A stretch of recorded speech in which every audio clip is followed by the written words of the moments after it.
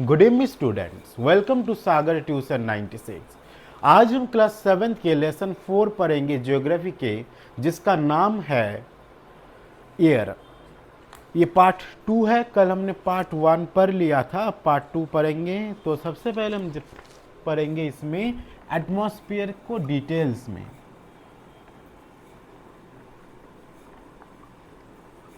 जो एटमॉस्फेयर होते हैं उसकी जो लेयर है वो 5 तरह के होते हैं।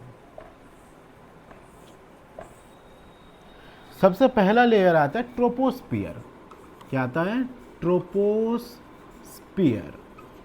ये जो ट्रोपोस्फियर है, इसमें क्या है कि इसकी जो हाइट है ये 13 किलोमीटर तक है हमारे अर्थ के एटमॉस्फेयर के लेयर में, और ये सबसे नीचा वाला लेयर है जो 13 किलोमीटर तक इसकी रेंज है वर्टिकली।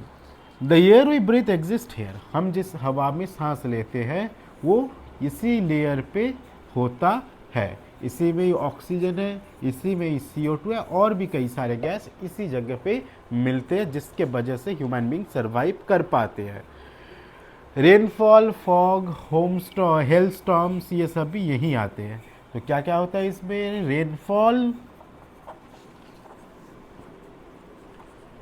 रेनफॉल, उसके बाद जो कोहरा होता है वो भी यहीं पे होता है, और तीसरा है हेल स्टॉर्म्स। ये सभी चीज़ कहाँ पे होता है? ट्रोपोस्फियर वाले रेंज पे होता है, जो 13 किलोमीटर जिसकी हाइट है। अब आगे पढ़ते हैं स्ट्रेटोस्फियर के बारे में। अब क्या पढ़ेंगे? स्ट्रेटोस्फियर के बारे में। तो लिखते हैं यहाँ पे स्ट्रेटोस्फियर।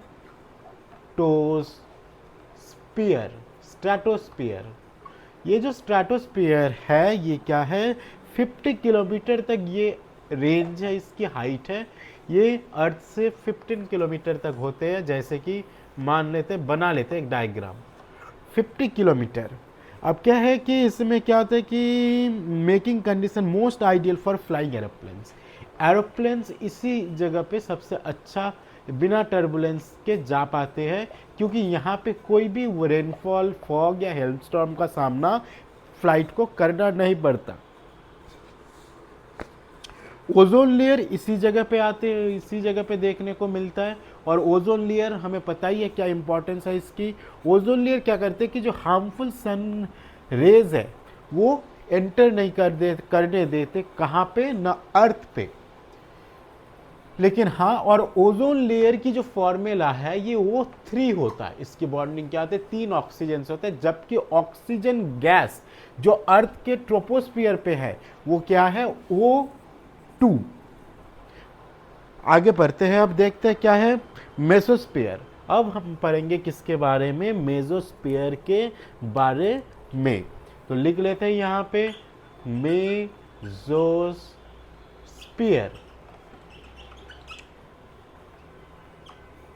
मेसोस्फियर में क्या पढ़ेंगे हम कि it lies the stratosphere, it extends height of 80 kilometre. अब इसका हाइट कितना है? 80 किलोमीटर तक है इसकी हाइट। क्या कितना है? 80 kilometre.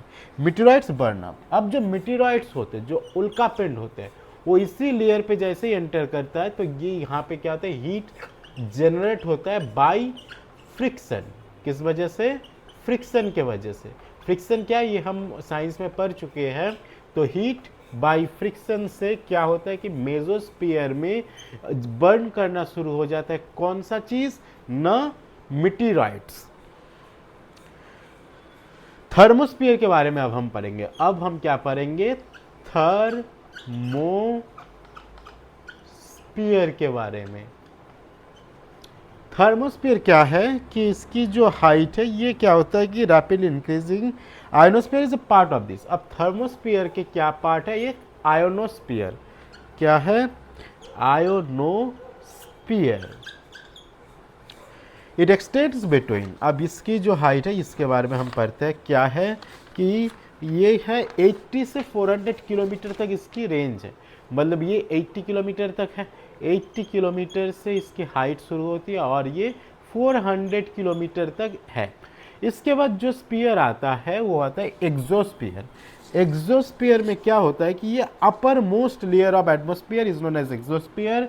The layer has very thin air, light gases like helium hydrogen float into the space from air.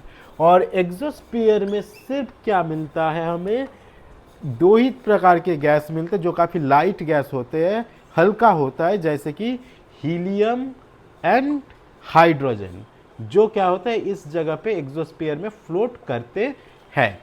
अब हम अर्थ के जितने भी एटमॉस्फेरिक लेयर है, एटमॉस्फेयर के लेयर है पढ़ चुके हैं, और एक बार रिवाइज कर लेते हैं कि एटमॉस्फेयर के 5 लेयर है, जैसे कि कौन कौन से, ये भी देखते हैं हम।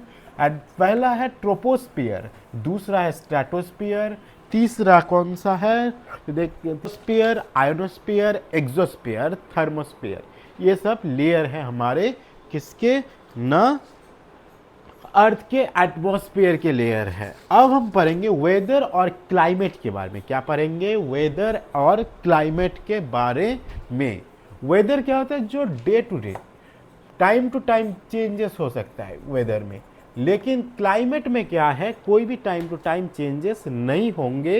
ये होता है कि जो एक ही तरह की चीज़ जो जब क्या होता है कि 25 साल से ज़्यादा तक मेंटेन रहता है, उसे कहते हैं climate. For example Delhi has extreme climate. Extreme climate का मतलब ठंड के समय बहुत ठंड पड़ जाता है यहाँ पे, और गर्मी के समय यहाँ पे काफ़ी गर्मी पड़ जाती है हीट के, इसलिए इसे एक्सट्रीम क्लाइमेट कहा गया है। तो ये क्लाइमेट है। लेकिन अगर हम कहें कि अभी बारिश हो रहा है दिल्ली में, तो ये क्या है, हमारा वेदर कंडीशंस है।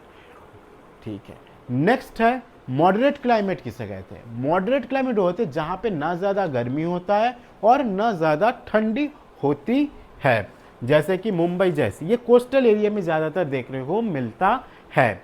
Because of land bridge and sea bridge the temperature is moderate in that area. Next आते हैं हम, एक्सट्रीम क्लाइमेट पढ़ लिए, मॉडरेट क्लाइमेट क्या है पढ़ लिए, तो यही चीज़ है। अब आगे पढ़ेंगे कि वेदर और क्लाइमेट के बारे में हमने डिफरेंस पढ़ लिया। और एक बार बोल देता हूँ, वेदर वो है जो टाइम टू टाइम चेंजेस होता है जिसमें, जैसे अगर हम कहें अभी बारिश है तो it is weather, but if we say that the climate of that area is way extreme climate, तो ये 25 साल से ज़्यादा तक यही है दिल्ली में कि जब गर्मी का सीज़न आता है, समर सीज़न आता है, तो काफ़ी गर्मी पड़ता है, और जब विंटर सीज़न आता है तो ये काफ़ी ठंडी, काफ़ी यहाँ पे टेम्परेचर ड्रॉप डाउन हो जाता है। इसे ही क्या कहा गया, वेदर और क्लाइमेट की डिफरेंस है। Weather is this hour to hour day to day conditions of the atmosphere. ठीक है, अब हम पढ़ेंगे टेम्परेचर के बारे में। Temperature of the atmosphere changes not only between day and night but also from season to season. Atmosphere के जो टेम्परेचर है ये सिर्फ डे टू डे चेंजेस नहीं होता, ये सीजन टू सीजन भी चेंजेस हो जाता है। अब क्या है कि टेम्परेचर कहते किसे है, the degree of hotness and coldness of the air is known as temperature. The temperature you feel every day is the temperature of the atmosphere. अब आते हैं इंसोलेशन किसे कहते हैं। इनकमिंग सोलर एनर्जी जब आते हैं तो जब अर्थ उसे इंटरसेप्ट करते हैं उसे कहा जाता है इंसोलेशन। इंसोलेशन से क्या होता है, ये इक्वेटर में क्या होता है, decreases from the equator towards the pole. ये जो इंसोलेशन है, ये चीज़ है, तो ये क्या होता है कि डिक्रीज करते जाते हैं टेम्परेचर को। अगर इक्वेटर में क्या है, इंसोलेशन के वजह से क्या होता है कि वहाँ का टेम्परेचर बहुत ज़्यादा होता है, जबकि पोल्स पे आते आते ये ठंडा हो जाता है। ये रीज़न यूँ है कि सन जो है हमारा वो यहाँ पे डायरेक्ट लाइट आ रहा है, तो इस कारण इस जगह में इक्वेटर में टेम्परेचर सबसे ज़्यादा होता है। इक्वेटर क्या होता है एक बार बता देता हूँ। Equator divides the earth into two halves and it is imaginary, not in practical. Yes, it is used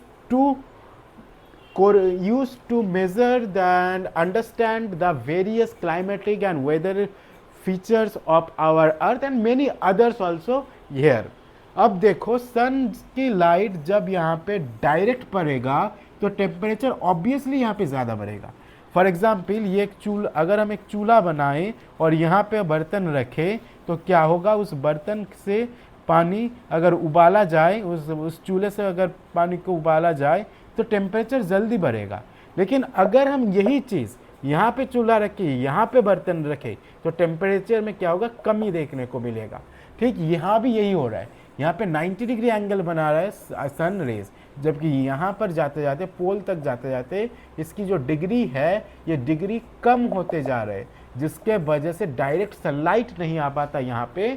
और इसी कारण क्या है कि अर्थ की जो टेम्परेचर है, अर्थ की जो टेम्परेचर पोलर रीजियन में है वो कम होता है इक्वेटर के मुकाबले में।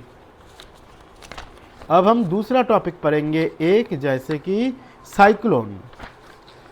साइक्लोन सब 17 और 18 अक्टूबर 1999 में कहाँ पे आया था, बे ऑफ बंगाल में इमर्ज हुआ था। इसमें क्या हुआ था, ये एक बे ऑफ बंगाल में इमर्ज हुआ था। फिर क्या हुआ, उड़ीसा में, उड़ीसा जो है वो सबसे ज़्यादा साइक्लोन प्रोन एरिया है हमारे इंडिया का। अब क्या है कि 29 अक्टूबर 1999 फिर से एक साइक्लोन आ गया, जिसमें एक लार्ज पोर्शन ऑफ एरिया बिल्कुल डिवास्टेड हो गया। फॉर एग्जाम्पल द विंड्स की स्पीड वहाँ पे था 260 किलोमीटर पर आवर उस दिन, और ये 36 घंटे तक मेंटेन रहा, जिसके वजह से उस जगह में, उड़ीसा के कुछ जगह में काफ़ी हानि पहुंचा। Heavy rainfall occurred under the influence of the cyclone of 3 days continuously. These rain lead to influence of the cyclone. These rain lead to flooding. अब क्या जो रिवर है उसमें फ्लड आ गया था, because due to the speed of wind, due to the speed of wind, high wind, the rivers are flooding.